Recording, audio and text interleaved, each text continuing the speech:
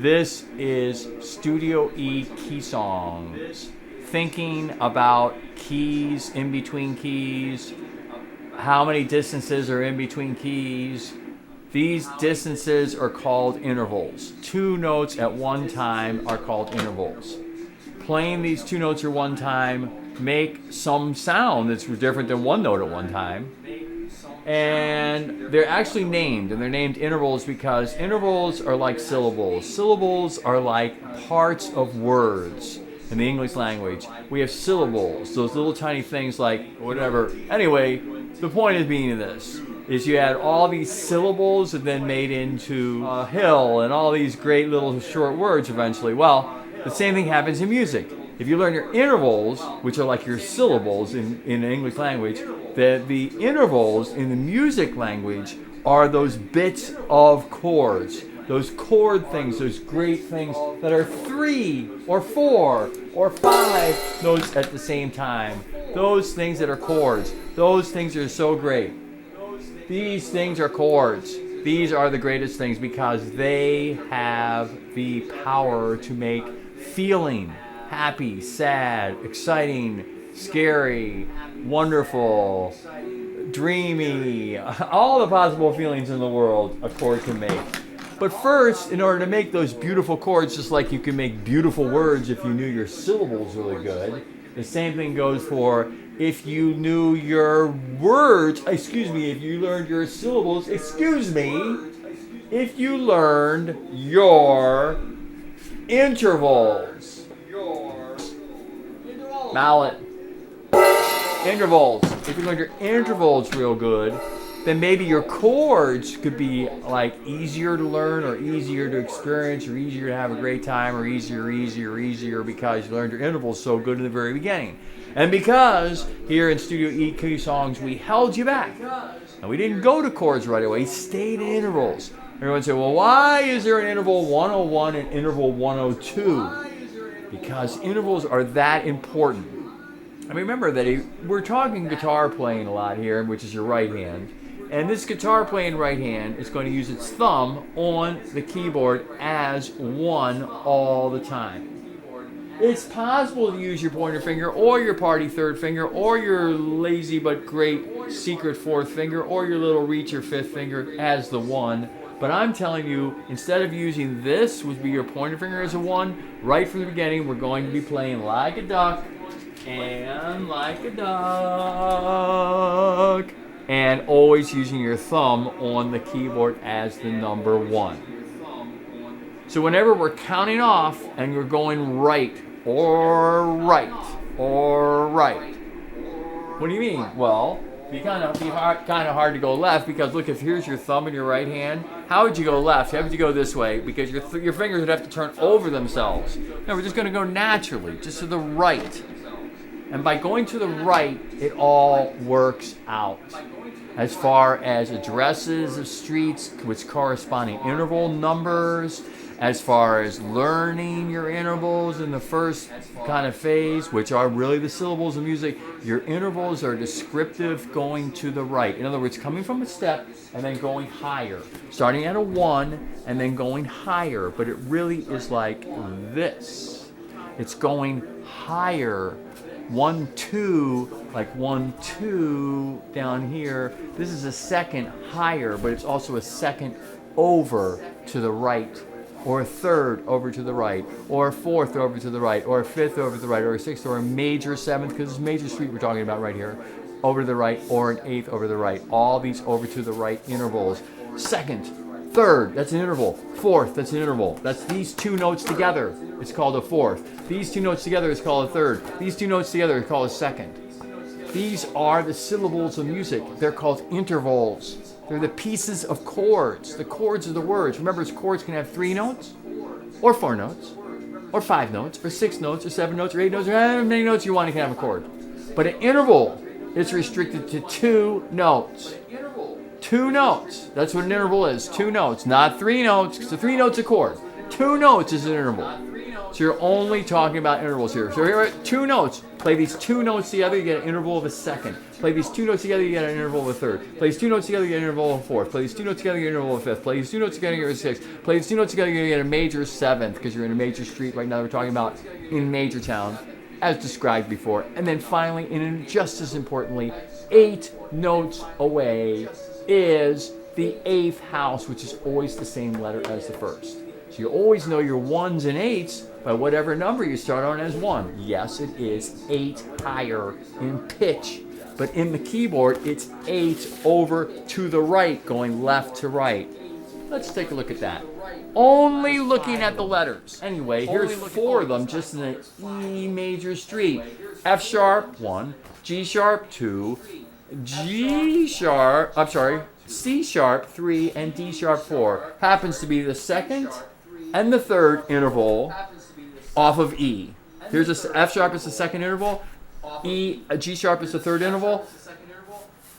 C sharp is the 6th interval, and D sharp is the major 7th interval. I can always tell because whatever is a half step lower to the opposite direction, negative, this way, is the major 7th. Because it always stays the same. You can just notch down here, and this could be 8, and we'll go backwards now.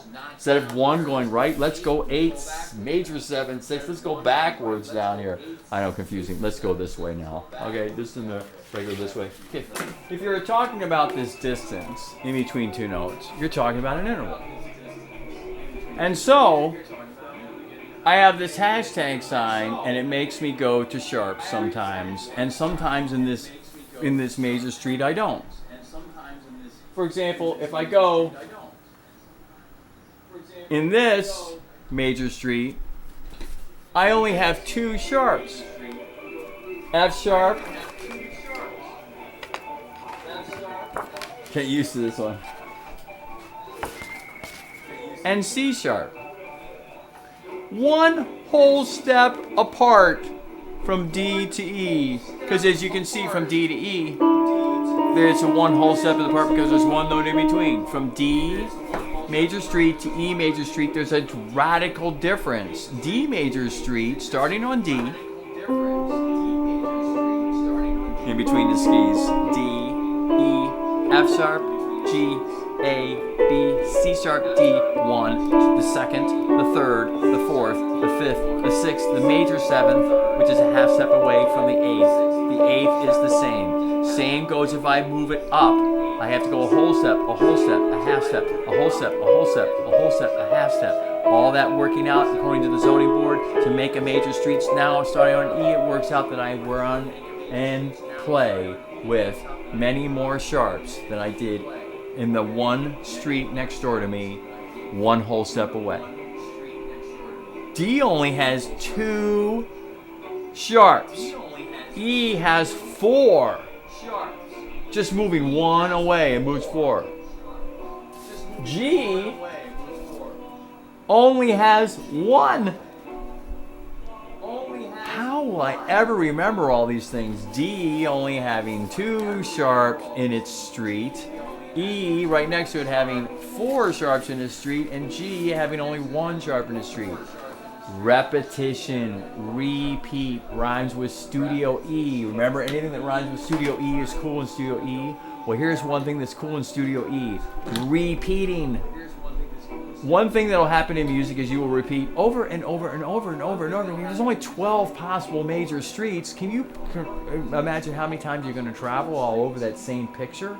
But how can you get that picture? That's the question. I mean, how can you see that picture easily?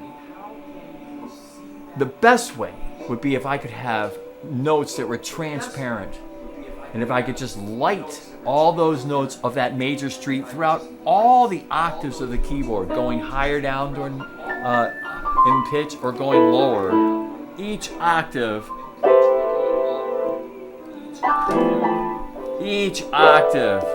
being lit.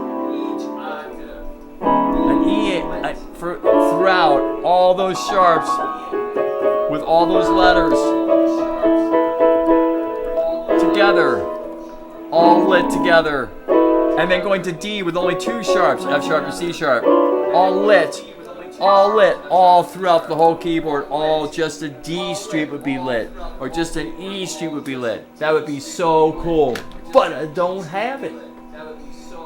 So I gotta figure out something else that I could do in order to guarantee that I have myself major streets in clusters, all togethers. And that is I'm going to use two hands, and that is going to be, I'm going to start on the first letter of the street on a really weird finger. I'm going to start it in my bass part, in my left hand bass part, and I'm going to start in my fourth finger. Why? Because my fourth finger goes naturally, oh, by the way, because there's 8 notes in a major street, okay, so there's 8 notes in a major street, I'm going to play 2 clusters, so we divide 2 into 8, we get 4 apiece. So each hand is going to use 4 fingers. Well, I'm not going to use the 5th finger on either hand, because the 5th finger is a great little reaching finger that can reach out and get a note if it needs to get a note. But that's the only reason you need it.